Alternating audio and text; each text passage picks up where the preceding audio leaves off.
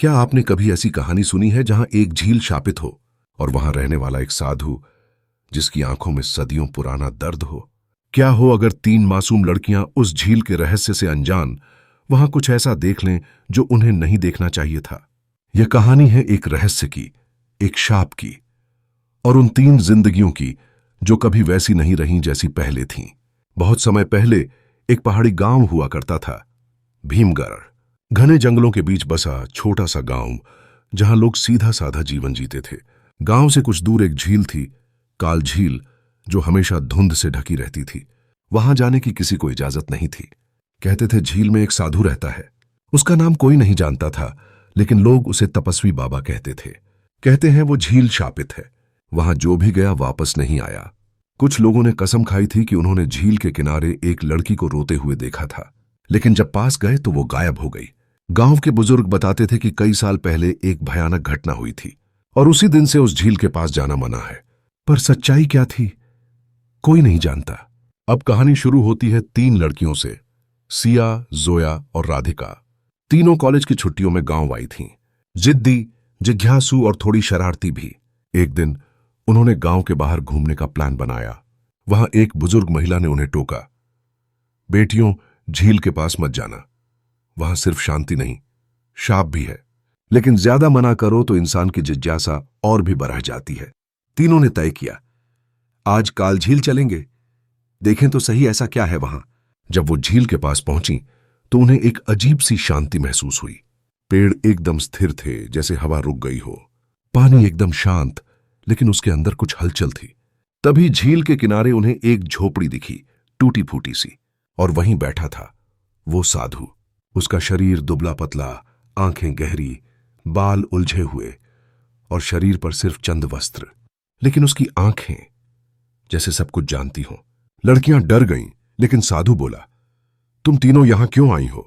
जिस राह पर शांति नहीं वहां जिज्ञासा क्यों? राधिका हंसते हुए बोली, हम बस देखने आए थे बाबा, क्या यहां सच में भूत है? साधु ने गहरी सांस ली और कहा, सच? तुम सच जानना चाहती हो? तो सुनो, पर यह कहानी सुनने के बाद तुम बदल जाओगी, तुम्हारी रूह कांप उठेगी। लड़कियां थोड़ी चौंकी पर बैठ गईं। साधु ने झील की ओर देखा और कहना शुरू किया, आज से 30 साल पहले इस झील में एक लड़की डूबी थी। नाम था अनिका। वो बहुत सुंदर थी, मासूम थी और इस गांव के सबसे अमीर जमींदार की बेटी थी। लेकिन उसे एक गरीब लड़के से प्यार हो गया था।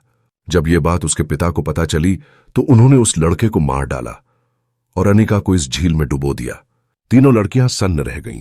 सिया ने धीमे से पूछा, फिर क्या हुआ बाबा? बाबा की आवाज थोड़ी कांपी। उस रात झील में हलचल थी। लोगों ने कसम खाई कि उन्होंने लड़की को बाहर निकलते देखा, लेकिन उसका चेहरा अजीब था, जैसे उसकी आत्मा बदले की आग में जल रही हो। तब से इस झील में कोई आया तो वापस नहीं गया। जोया कांपती आवाज में बोली, पर आप यहां कैसे हैं बाबा? साधु ने कहा, मैं वही लड़का हूं जिसे मरा समझ लिया गया था। मैं बच गया था, पर मेरी आत्मा मर गई थी। तब से यही हूं, इंतजार करता हूं कि कोई आए और इस कहानी को पूरा करे। एकदम सन्नाटा छा गया। तीनों लड़कियां कुछ बोल नहीं पाईं। तभी झील की सतह से हलचल होने लगी। पानी में जैसे कोई चेहरा झलकने लगा। राधिका ने डरते हुए कहा, क्या ये अनिका है?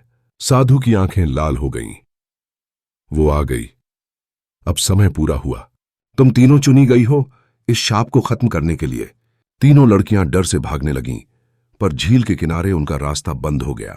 पेड़ एक दूसरे से जुड़ने लगे, जैसे कैद बना रहे हों। साधु जमीन पर बैठ गया और मंत्र पढ़ने लगा। उसकी आवाज गूंज रही थी और झील का पानी अब उबाल मार रहा था। क्या अब तीनों लड़कियां उस शाप को तोड़ पाएंगी? क्या साधु की तपस्या सफल होगी, या फिर यह झील एक और कहानी जोड़ लेगी अपनी सदियों पुरानी आत्माओं में? जानने के लिए देखिए इस रहस्य की अगली कड़ी, जहां रूह, बदला और मोक्ष टकराएंगे एक आखिरी बार। झील का पानी उबाल रहा था, जैसे कोई और दुनिया उसमें से बाहर निकलना चाहती हो। झील के ऊपर हल्का कोहरा फैलने लगा। उसमें एक स्त्री आकृति उभरी। उसका चेहरा धुंधला था, लेकिन आंखें जैसे आग की लपटें हों। सिया ने कांपती आवाज में पूछा, बाबा यह क्या हो रहा है?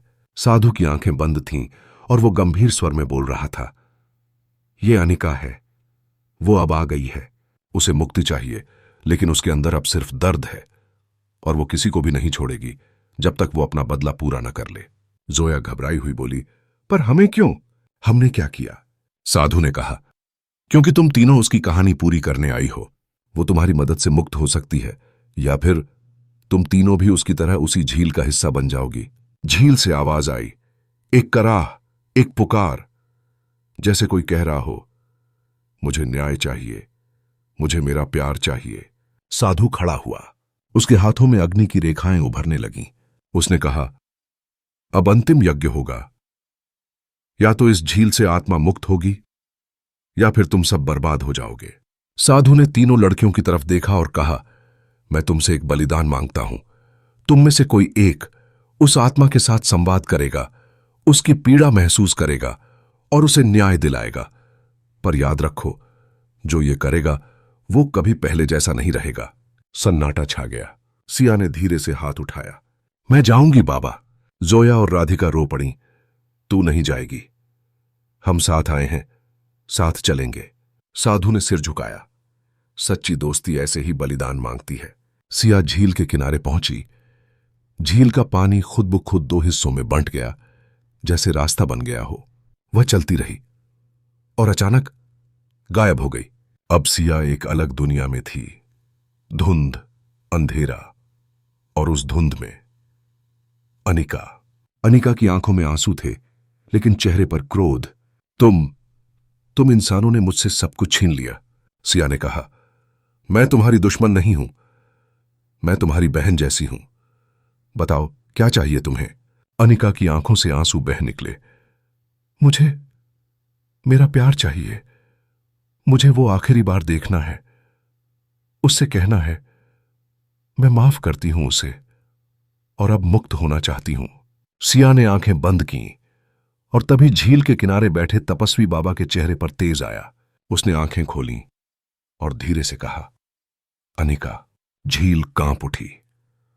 आसमान पर काले बादल छा गए और अनिका की आत्मा एक सुनहरी रेखा में बदल गई।